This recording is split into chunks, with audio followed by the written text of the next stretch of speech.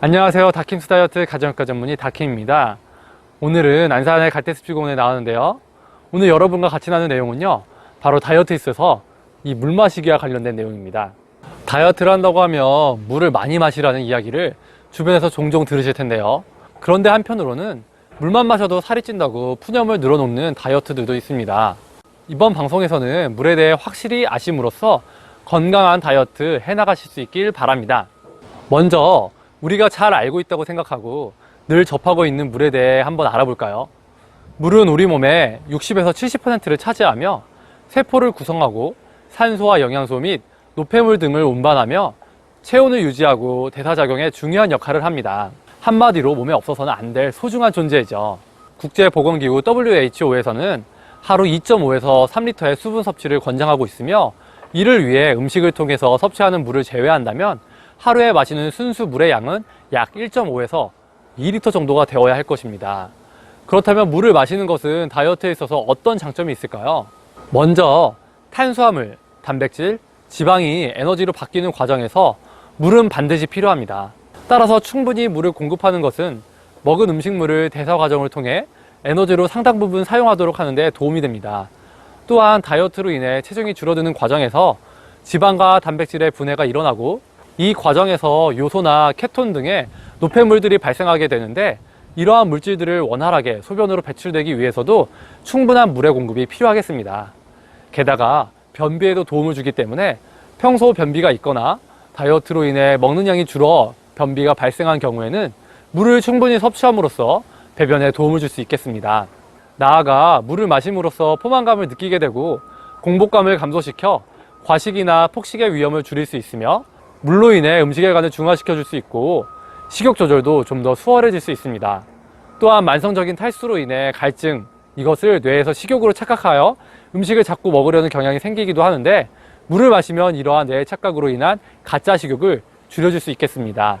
더불어 물 자체는 0kcal인데 반해 물이 몸에 들어와서 배출될 때까지 에너지를 사용하기 때문에 완벽한 마이너스 식이물입니다.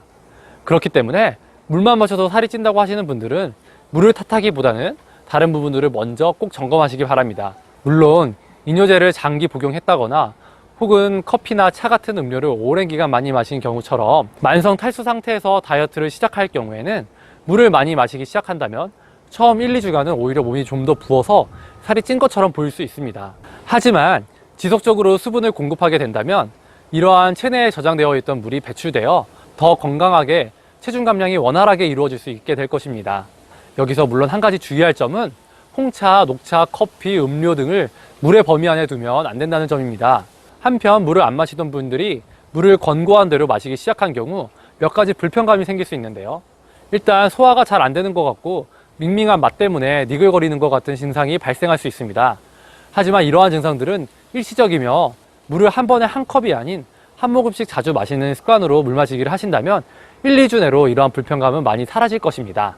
또한 물을 많이 마시게 되면 밤에 소변을 보러 잠을 깨게 된다고 불편해하시는 분들도 계시는데요. 이런 분들의 경우 저녁 식사와 함께 마신 물 이후에는 자기 전까지 되도록 물의 섭취를 삼가길 권합니다. 그렇기 때문에 주간에 더 자주 물을 마셔야 하겠죠.